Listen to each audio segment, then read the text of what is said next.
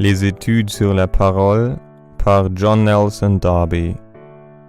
Sur la deuxième épître à Timothée. Chapitre 2. L'homme de Dieu doit se fortifier dans la grâce qui est dans le Christ Jésus. Christ n'était pas changé, quoi qu'il en fût des hommes, et celui qui souffrait de leur abandon pouvait, sans être découragé, exhorter son bien-aimé Timothée à persévérer fermement dans la parole. Nulle part ailleurs nous ne trouvons l'homme de Dieu plus instamment exhorté à marcher avec courage et sans hésitation que dans cette épître, qui est le témoignage de la chute et de la ruine de l'assemblée.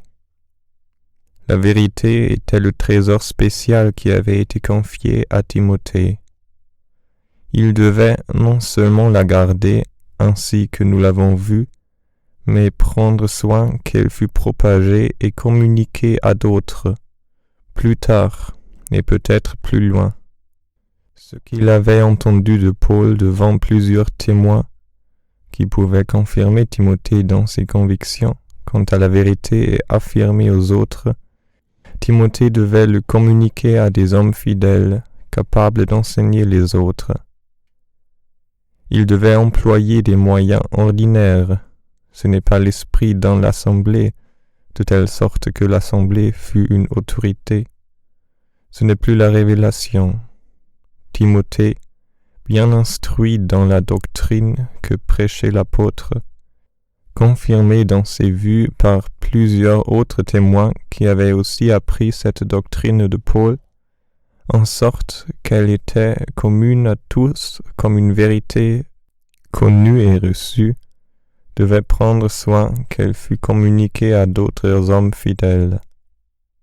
Il ne s'agit pas ici non plus d'une autorisation à accorder, d'une consécration, comme on dit, mais de ce que Timothée devait communiquer à des personnes fidèles, la vérité qu'il avait reçue de Paul. Cette instruction de l'apôtre exclut l'idée de l'assemblée comme propagatrice de la vérité. Cette propagation était l'affaire du fidèle enfant dans la foi de l'apôtre ou du ministère. Timothée lui-même n'était pas une autorité non plus. Il était un instrument et il devait rendre d'autres capables d'être aussi des instruments pour communiquer la vérité, ce qui est bien autre chose que d'être la règle de la vérité. Il devait communiquer à des hommes fidèles ce qu'il avait entendu, et les autres témoins servaient de garantie contre l'introduction de ce qui était faux, ou celle de ses propres opinions, s'il avait été disposé à en avoir. C'est ainsi que, dans son sens ordinaire, le ministère se perpétue.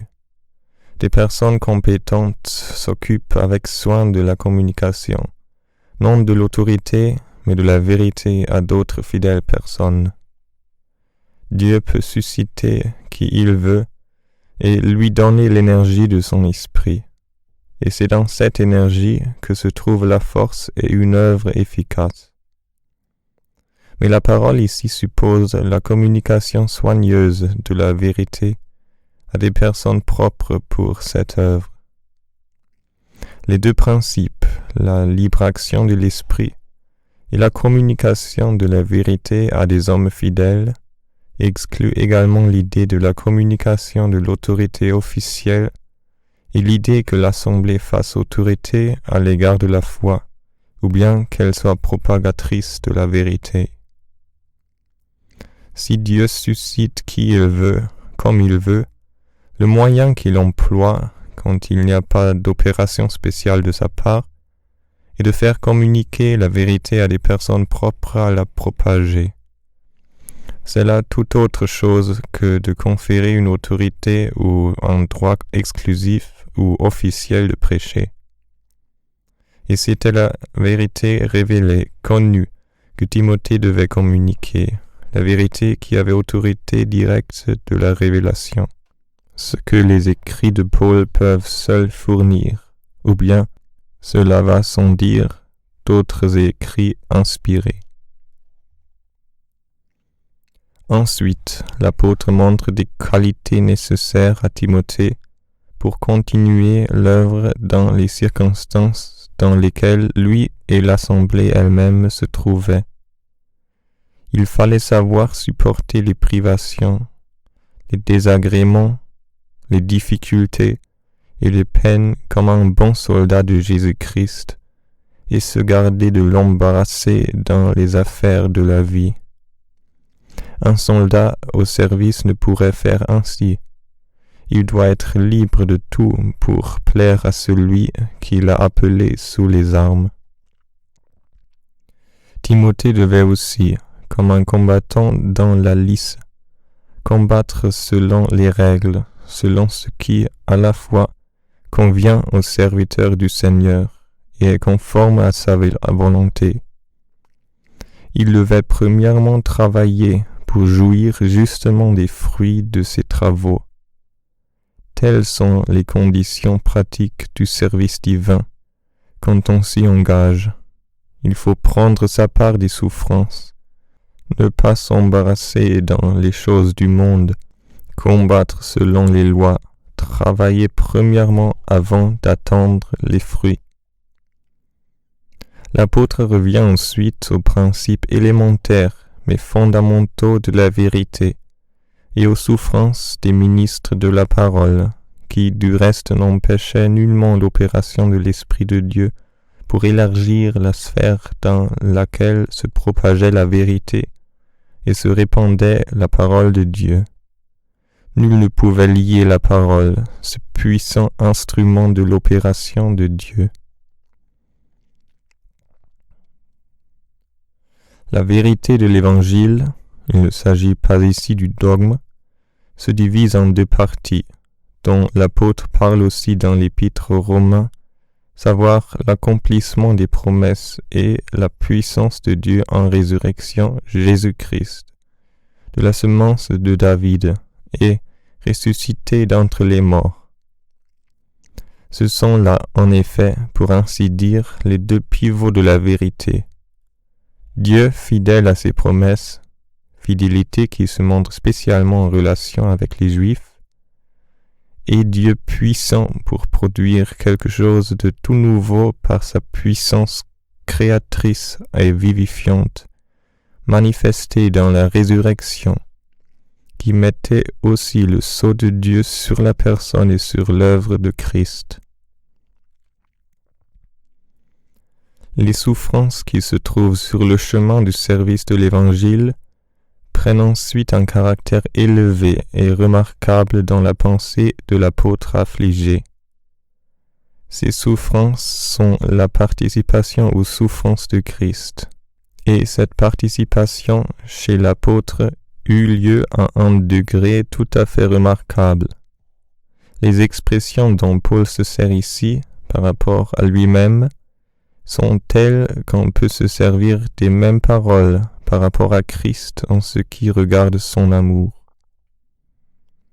Quant à la propitiation, nul autre que Christ ne pouvait y prendre part. Mais dans le dévouement et dans les souffrances pour l'amour et pour la justice, les chrétiens ont le privilège de souffrir avec lui. Or ici, quelle part l'apôtre avait-il dans les souffrances du Christ ? J'endoure tout, dit-il, pour l'amour des élus. C'est bien ce que le Seigneur a fait. L'apôtre marchait de près sur les traces de Jésus et dans le même but d'amour, afin que les élus obtinssent le salut qui est dans le Christ Jésus, avec la gloire éternelle. Ici l'apôtre, cela va sans dire, devait ajouter qui est dans le Christ Jésus. Mais les paroles sont merveilleuses dans la bouche de tout autre que le Seigneur lui-même, car c'est ce que le Seigneur a fait.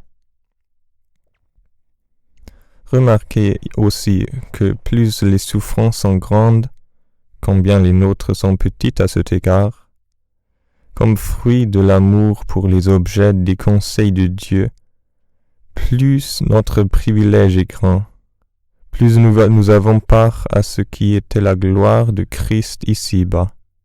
Cette pensée soutient l'âme dans les afflictions pareilles. On a le même but que le Seigneur lui-même.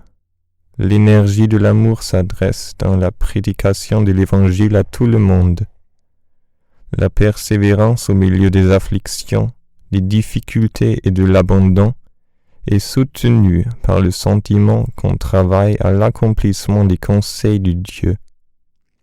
On supporte tout pour les élus de Dieu, afin qu'ils aient le salut et la gloire éternelle. Paul éprouvait ce sentiment. Il connaissait l'amour de Dieu.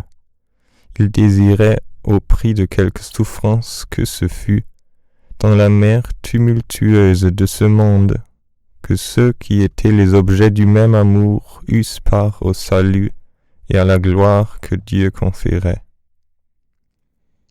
Cette parole était certaine, c'est-à-dire ce que Paul venait d'annoncer, car si l'on mourait avec Christ, on vivrait avec lui. Si l'on souffrait, on régnerait avec lui.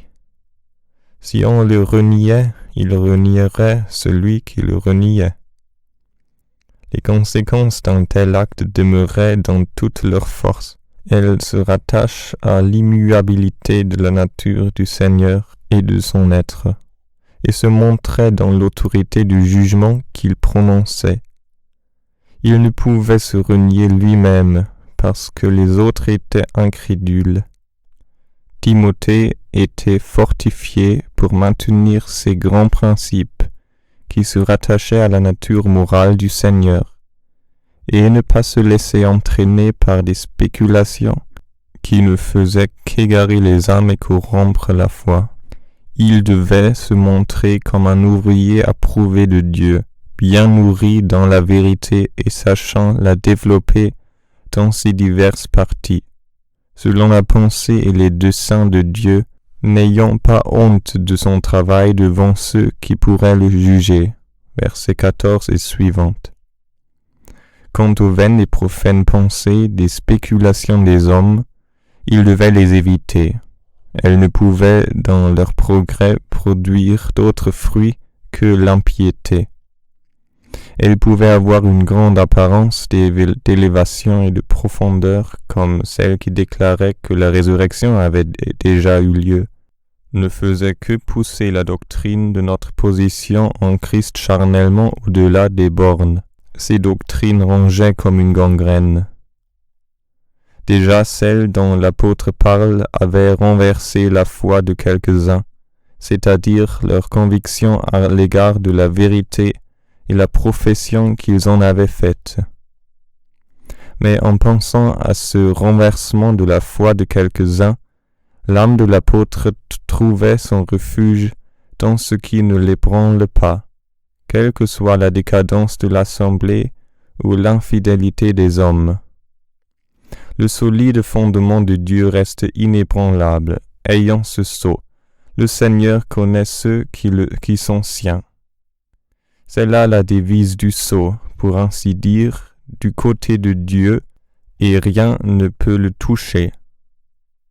L'autre côté de ce sceau est celui de l'homme. Sa devise est celle-ci: qu'il se retire de l'iniquité quiconque prononce le nom du Seigneur. C'est la responsabilité de l'homme. Mais cela caractérise l'œuvre et le fruit de la grâce, partout où cette œuvre est réelle et où un vrai fruit est produit. Mais ici l'état de choses que l'apôtre contemple dans cette épître ressort clairement. L'assemblée extérieure avait pris un caractère tout nouveau, tout autre que celui qu'elle avait eu au commencement. Et maintenant, l'individu était rejeté sur sa propre fidélité, comme ressource et comme moyen d'échapper à la corruption générale. Le solide fondement de Dieu demeure, la connaissance qu'a Dieu lui-même de ceux qui sont siens, et la séparation individuelle de toute iniquité. Mais l'assemblée extérieure prend aux yeux de l'apôtre le caractère d'une grande maison. Tout se trouve dans cette maison, des vases à honneur et des vases à déshonneur, des vases précieux ou vils. La conduite de l'homme de Dieu consiste à se purifier des derniers, à se tenir à part et à ne pas se souiller de ce qui est faux et corrompu. C'est un principe de toute importance que le Seigneur nous a fourni dans sa parole.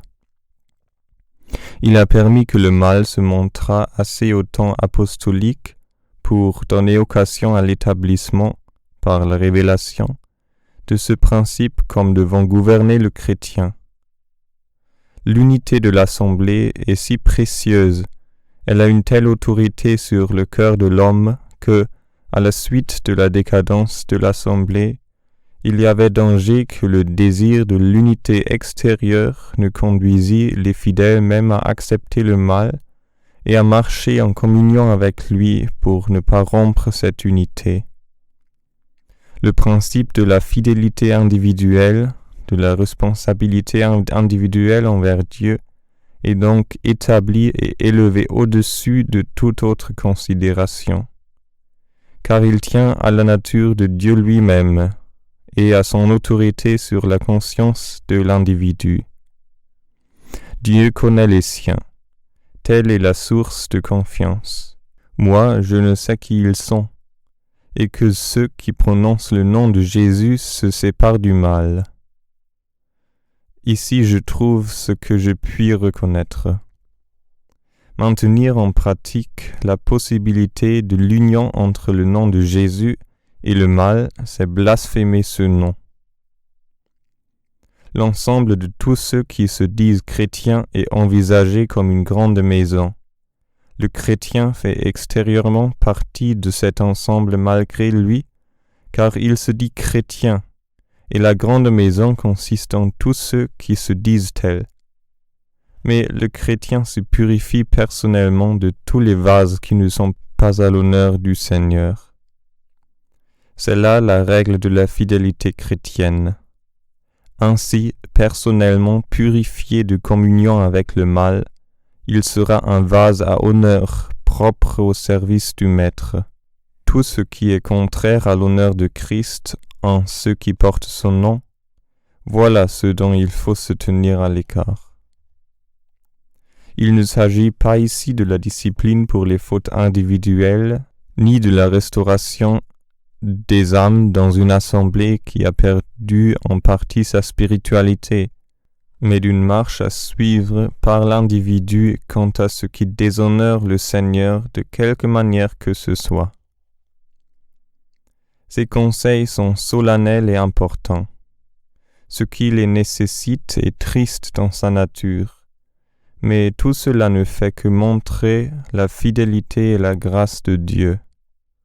Et Dieu nous fournit ici une direction claire et précieuse pour notre conduite, quand nous nous trouvons dans des circonstances semblables. La responsabilité individuelle ne peut jamais cesser.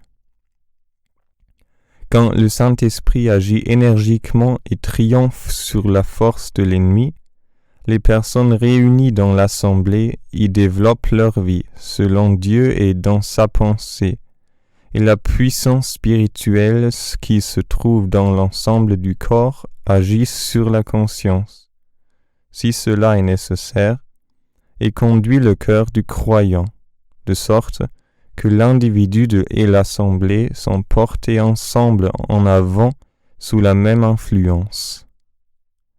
Le Saint-Esprit, qui est présent dans l'assemblée, tient l'individu à la hauteur de la présence de Dieu lui-même.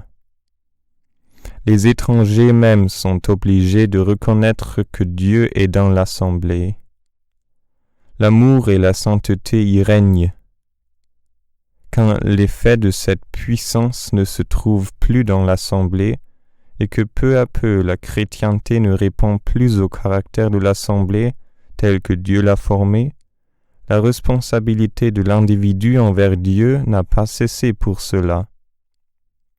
Cette responsabilité ne peut jamais ni cesser ni diminuer, car il y va de l'autorité et des droits de Dieu lui-même sur l'âme. Or, quand il en est ainsi, ce qui s'appelle chrétien n'est plus un guide, et l'individu est tenu de se conformer à la volonté de Dieu par la puissance de l'Esprit selon la lumière qui lui est donnée de la part de Dieu. Dieu peut réunir les fidèles, c'est une grâce et c'est sa pensée, mais la responsabilité individuelle demeure, responsabilité de ne pas rompre l'unité, quelque faible qu'elle soit, là où elle est possible selon Dieu, mais responsabilité de conserver le caractère divin du christianisme dans notre marche et de répondre à la révélation qui nous a été faite de la nature et de la volonté de Dieu. En se purifiant de tous ceux qui sont des vases à déshonneur, le serviteur de Dieu sera un vase à honneur, sanctifié et prêt pour toute bonne œuvre. Car cette séparation du mal n'est pas seulement négative, elle est l'effet de la réalisation de la parole de Dieu dans le cœur.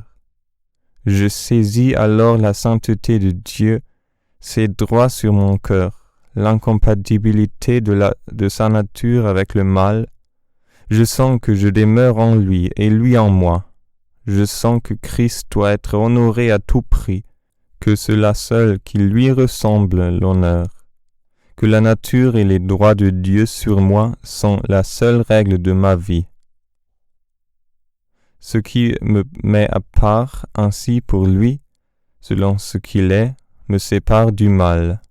On ne peut marcher avec ceux qui déshonorent le Seigneur et en même temps honorer le Seigneur dans sa marche.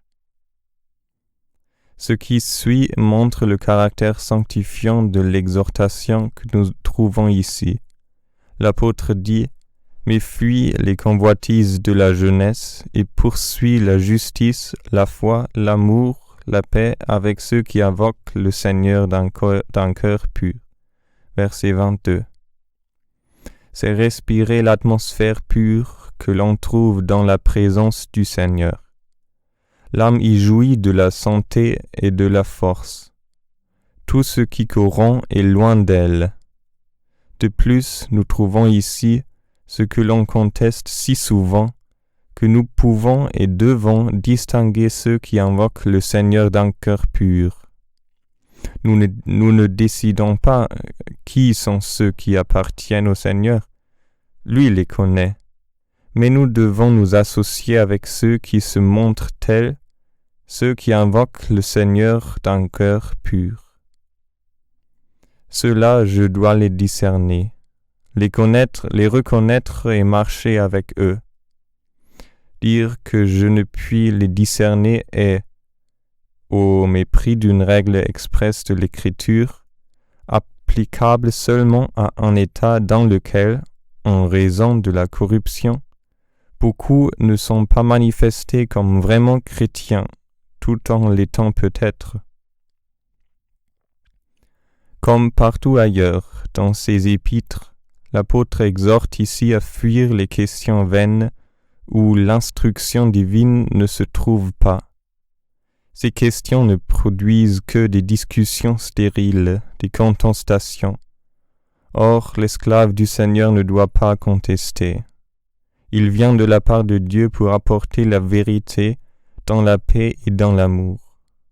Il doit conserver ce caractère de paix, attendant que Dieu, dans sa grâce, donne la repentance aux opposants, car il s'agit de la conscience et du cœur, pour reconnaître la vérité, versets 23 jusqu'à 26. La vérité de Dieu n'est pas affaire de l'intelligence humaine, c'est la révélation de ce que Dieu est et des conseils de Dieu. Or, on ne peut pas avoir affaire avec Dieu sans que la conscience et le cœur soient engagés. Ce que l'intelligence saisit n'est pas pour nous la révélation de Dieu. Nous sommes mis en rapport avec l'être divin lui-même, et dans des actes qui doivent avoir le plus puissant effet sur notre cœur et sur notre conscience. Si ces actes n'ont pas cet effet, le cœur et la conscience, l'un et l'autre, sont en mauvais état et endurcis. L'Esprit de Dieu, sans doute, agit sur l'intelligence et par elle, mais la vérité qui est déposée sans l'intelligence s'adresse à la conscience et au cœur. Si elle ne les atteint pas, rien n'est fait, et rien même n'est réellement compris. Car dans la vérité divine, on comprend les choses avant de comprendre les mots. Celui-ci, par exemple, être né de nouveau. D'un autre côté, Satan, en occupant l'intelligence de l'erreur, en exclut Dieu et mène l'homme entier captif, pour lui faire sa volonté.